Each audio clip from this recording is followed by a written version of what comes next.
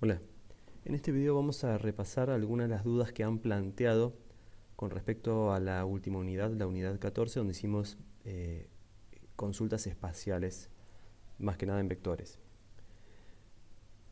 Una de las dudas que creo que vale aclarar es acerca de los sistemas de medición que podemos utilizar en QGIS, una opción que nos plantea la herramienta de medición.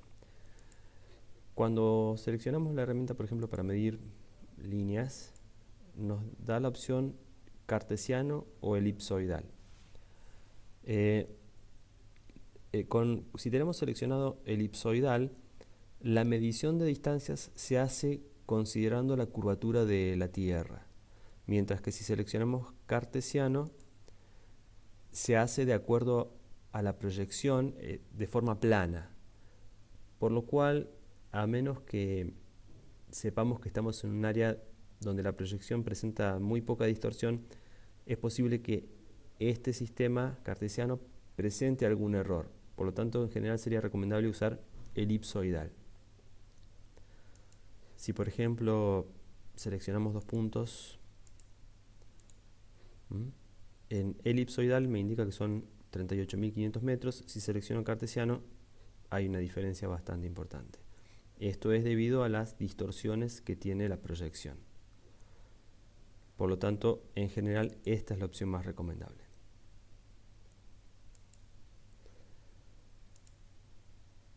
Después hubo algunas dudas con respecto a las herramientas que utilizamos de geoproceso. Para dejar bien claro esto, la herramienta Unión lo que hace, fíjense, acá tenemos abierta una de las capas con las que estuvimos trabajando. Esta es la unión de la capa de parques nacionales con el buffer de los ríos. La herramienta Unión lo que hace es integrar todos los polígonos de las capas que unimos. Vamos a buscar los buffers. A ver. Este es Parques Nacionales.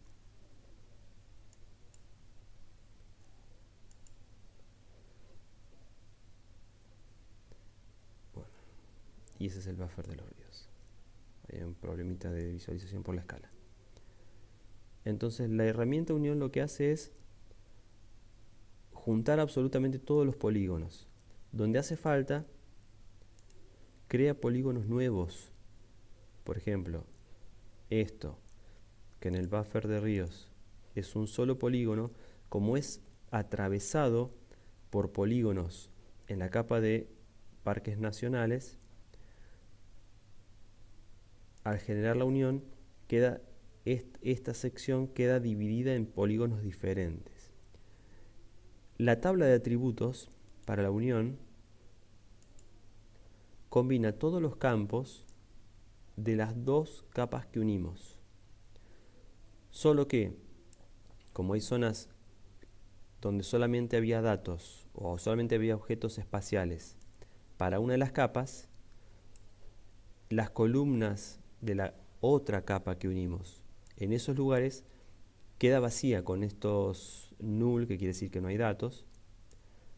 Por lo tanto, aparecen todas estas celdas con null. Son celdas que tenían, en las que había un objeto espacial en una de las capas, pero no había, perdón, son celdas, no, son áreas donde había objetos espaciales en una de las capas, pero no había objetos espaciales en la otra capa. En las zonas donde se superponen objetos espaciales, todos los campos quedan completos.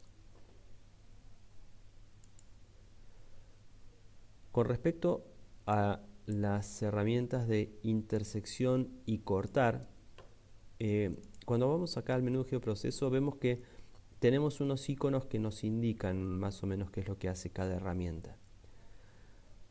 Si vemos el icono de cortar y el de intersección, son el mismo icono. Yo lo mencioné en el video, pero lo aclaro nuevamente. La diferencia está en que cuando yo corto un polígono, una capa de polígonos utilizando otro polígono, solamente voy a, en la capa resultante, solamente voy a tener las áreas donde se superponían polígonos, pero conservando únicamente los campos de la tabla de atributo de la capa de entrada. Mientras que cuando yo hago una intersección, en el archivo resultante, en la capa resultante, conservo los campos de las dos capas.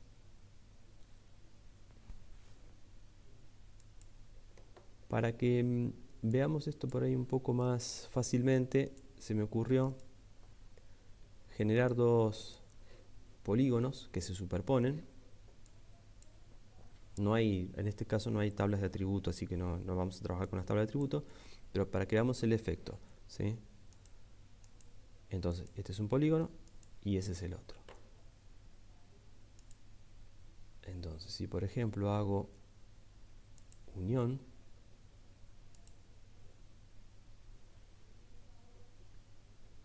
a ver,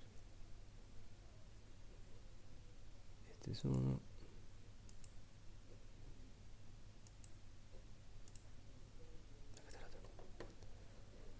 vamos a dejarlo como una capa temporal, ejecutar, y ahí abajo está la unión. Entonces, ahora tengo tres polígonos en la capa resultante. Un polígono con el área ocupada solamente por el polígono gris, otro polígono con el área ocupada solamente por el polígono rojo y un polígono con la intersección. Entonces, la unión genera polígonos nuevos en las zonas donde los polígonos de las dos capas se superponen.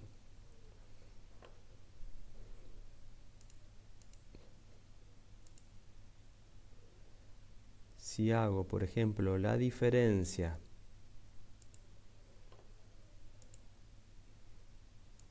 entre el polígono gris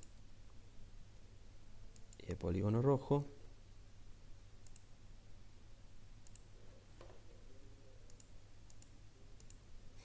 lo que obtengo es una capa donde voy a conservar solamente aquellas partes del polígono gris que no se superponían con el polígono rojo. Esto es lo que hace diferencia. Entonces, elimino las áreas que se superponían. Si corto,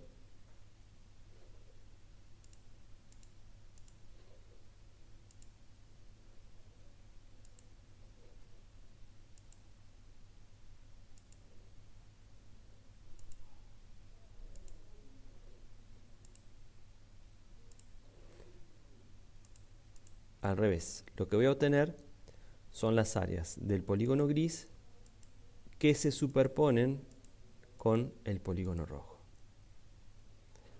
Como decíamos antes, la herramienta de intersección haría lo mismo que cortar, solo que si corto voy a obtener una capa con los campos y los valores en la tabla de atributos correspondientes a la capa de entrada, que en este caso era la gris.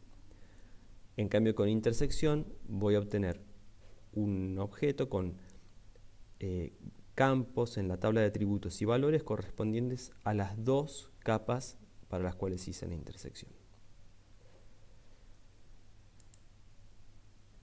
También hubo una pregunta que me pareció bastante interesante, que era, una vez que obtuvimos la capa que estábamos buscando con la consigna del ejercicio, con las áreas que respondían a ciertas características, ¿cómo obtener el área total? Nosotros vimos que a partir de la tabla de atributos, con la calculadora de campos, podíamos calcular con una herramienta que está en la sección geometría, esta área, podíamos calcular el área de cada polígono. La pregunta es, ¿qué pasa si quisiéramos obtener el área total de todos los polígonos? Bueno, hay diferentes opciones. Una opción sería simplemente calcular el área por polígono y recortarla de la tabla de atributos, tomar todos los valores de la tabla de atributos y sumarlos, por ejemplo, en un archivo Excel. Otra opción sería, por ejemplo, disolver esta capa. Podría, por ejemplo, agregar una columna más o ver si hay en la tabla de atributos, por ejemplo, todos los valores de las celdas para el campo provincia es San Luis. Entonces, por ejemplo, podría disolver esta capa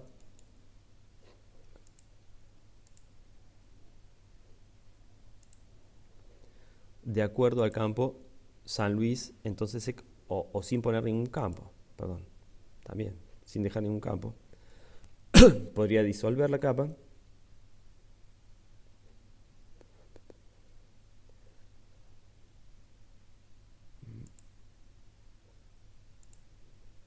y entonces usar la tabla, la herramienta área en la tabla de atributos, pero para esta tabla de atributos que considere el área total seleccionada. Esa sería la otra opción que podríamos usar. Finalmente, otra duda también interesante, aunque es un poco más avanzada, cuando trabajamos con la capa de parques, cuando hicimos la unión de parques nacionales con el buffer de ríos,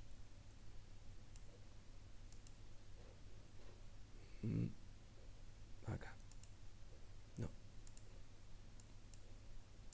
ahí está. Habíamos visto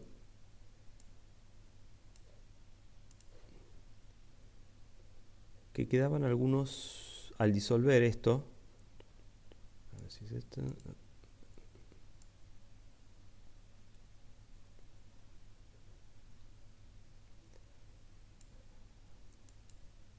acá, habíamos visto que quedan algunos espacios. Esto en realidad son agujeros muy pequeños que quedan adentro del polígono.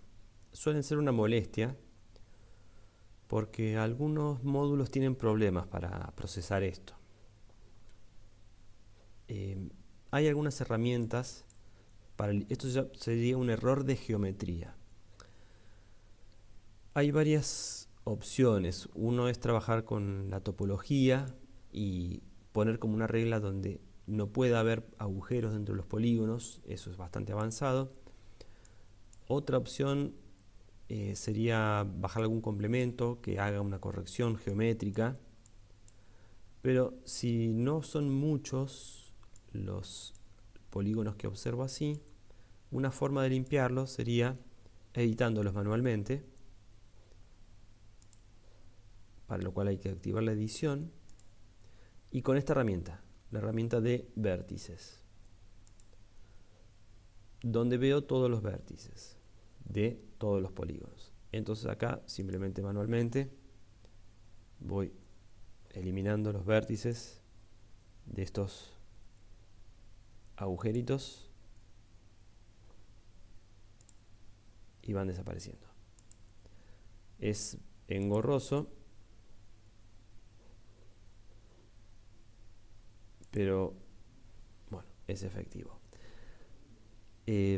Cuando aparecen estos agujeros dentro de los polígonos en QGIS es bastante complicado de trabajar y puede traer problemas con algunas herramientas. Por lo tanto, lo ideal es ajustar las reglas topológicas antes de empezar a iniciar a hacer el procesamiento, cosa de asegurarnos que las capas de entrada no tengan estos errores.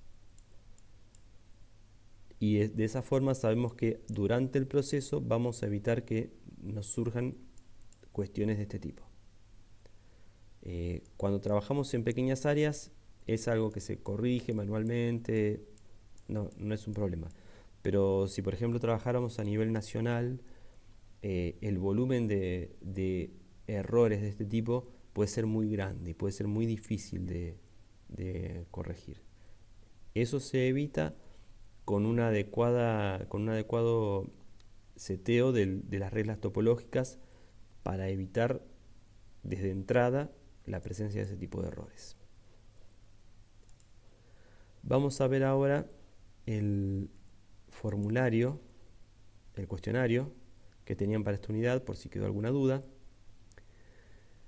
La primera pregunta decía: la selección de objetos espaciales en QGIS puede realizarse por los siguientes medios. En la clase vimos que podemos hacer selecciones con herramientas que nos permiten utilizar el cursor,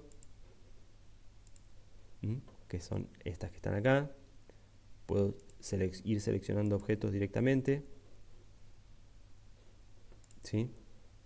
O puedo utilizar el valor de un campo con esta herramienta, seleccionar objetos por valor, o incluso utilizar una expresión que me permita combinar varios campos, o también habíamos visto, puedo hacer la selección desde la tabla de atributos, ¿sí? Vamos a plantear otro ejemplo. Veamos. Por ejemplo esto. La tabla de atributos. Esto también se puede hacer. Si selecciono una fila, es seleccionada en la capa.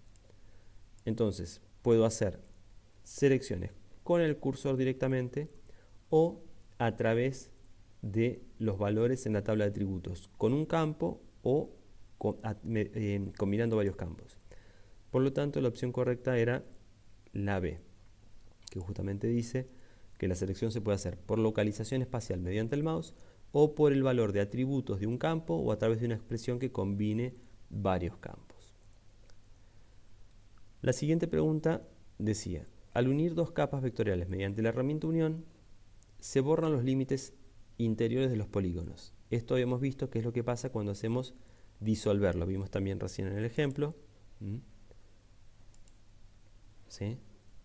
Lo que hice acá, vamos a eliminar esta capa.